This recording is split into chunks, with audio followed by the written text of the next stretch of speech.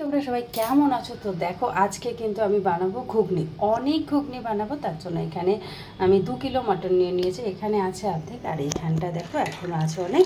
আর নিয়ে নিয়েছি প্রায় 1 কিলো মতো আলু।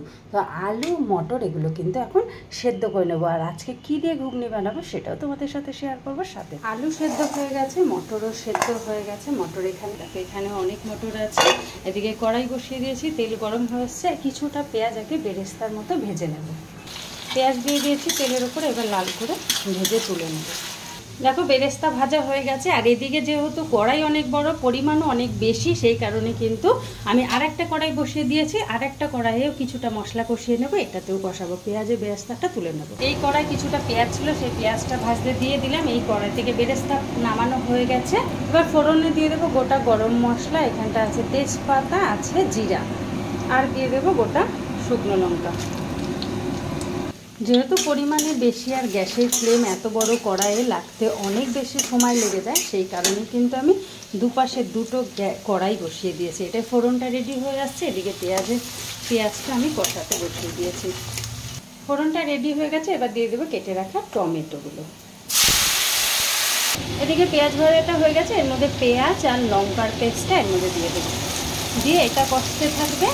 আর এদিকে দেখো টমেটো অনেকটা ভাজা হয়ে গেছে, এর মধ্যে দিয়ে দেবো আমি আদার পেস্ট আর জিরা ধনিয়ার পেস্ট। দুদিকে দুটো দিয়ে কষাচ্ছি এই কারণে যাতে তাড়াতাড়ি হয়, কারণ বড় কড়াইয়ে বড় গ্যাস না হলে একটু সময় লেগে যায়।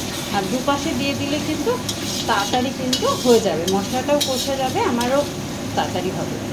এবার এর মধ্যে দিয়ে দেবো রসুনের পেস্টটা। মশলা কষানো হয়ে এসছে অনেকটাই, এর মধ্যে দিয়ে দেবো শুকনো লঙ্কার গুঁড়ো, লবণ এবং পরিমাণ মতো হলুদ দিয়ে আর 2 মিনিট মতো কষাবো। সামান্য চিনি এর মধ্যে দিয়ে দেবো, খুব সামান্যই দিলাম, তোমরা তোমাদের পরিমাণ মতো চিনি কম বেশি করতে পারো। আর মশলা কিন্তু আমি আমার ঘুগনির পরিমাণ অনুযায়ী দিয়েছি, তোমরা কিন্তু তোমাদের পরিমাণ মতোই দেবে। এবার যে আজকের ঘুগনির যেটা মেন পার্ট, সেটা হলো এই যে খাসির মাংসের চর্বি। আজকে চর্বি দিয়ে ঘুগনি বানাবো। মশলা কষে গেছে, এবার চর্বি দিয়ে কিন্তু আরও 5 মিনিট কষিয়ে নেব। 2 কিলো মটরের সাথে আমি কিন্তু এখানে 300 থেকে 350 গ্রাম মতো মটনের চর্বি দিয়েছি। তোমরা কিন্তু তোমাদের পরিমাণ অনুযায়ী কম বেশি করতে পারো। সাইডের কড়াইয়ের মশলাটাও কষে গেছে, এটা এবার এর মধ্যে দিয়ে দেবো। মশলা থেকে দেখো তেল ছেড়ে দিয়েছে, তার মানে কিন্তু মশলা কষানো হয়ে গেছে।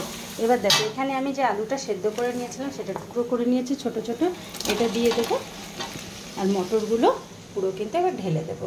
আর একটা কড়াই যে মশলা কষিয়েছিলাম সেই কড়াইয়ে কিন্তু গরম জল বসিয়ে দিয়েছি। দেখো মটর পুরো ঢেলে দিয়েছি। দেখো এত বড় কড়াই, এটা কিন্তু ভর্তি হচ্ছে প্রায়, ওই জলটাও কিন্তু এর মধ্যে এবার দিয়ে দেবো।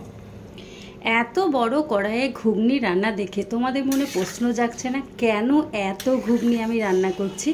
আমি বলে দিচ্ছি উত্তরটা। এত বড় কড়াইয়ে ঘুগনি রান্না করতে দেখে তোমাদের মনে নিশ্চয়ই কোশ্চেন আসছে কেন এত ঘুগনি রান্না হচ্ছে।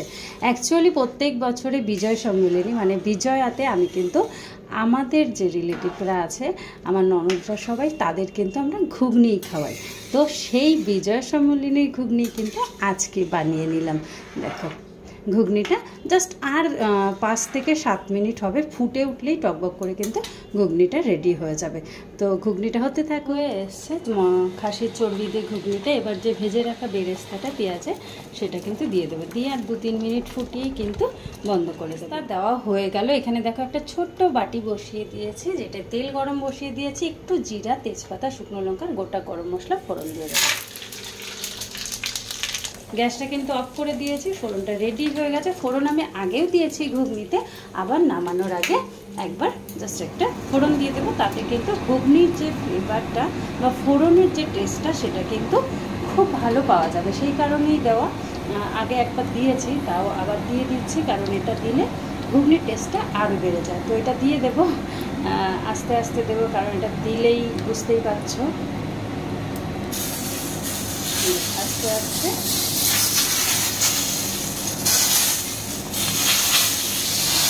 দিয়ে নাড়াচাড়া করে আমি কিন্তু অফ করে দেবো গ্যাস। পুরো ঘুগনির সাথে এটা জাস্ট মিলিয়ে নিলাম। আমার মতো এরকম মানে অ্যাকচুয়ালি অনেক রান্না করলে লাস্টে আবার কে ফোড়ন দাও সেটা কিন্তু কেউ কমেন্ট করতে ভুলবে না। আর আমার এই রেসিপিটা যদি ভালো লাগে অবশ্যই কিন্তু নিজে ট্রাই করবে এবং বন্ধুদের দেখার সুযোগ করে দেবে, সবার সাথে শেয়ার করে। আর যদি ভালো লাগে অবশ্যই আমার প্রোফাইলটায় ফলো করে নেবে। আর আমার ইউটিউব চ্যানেল আছে ললিতা বিষ্ণুর রান্নাঘর, সেখানেও নতুন নতুন রান্নার রেসিপি দেওয়া আছে, পারলে সেখানে সাবস্ক্রাইব করে সাথে থেকো। ওকে টাটা, আজকের মতো এইটুকু। আর সবাই ভালো থেকো, সবাই সুস্থ থেকো। সকলকে জানাই শুভ বিজয়, শুভ বিজয়ের অনেক শুভেচ্ছা এবং অনেক ভালোবাসা।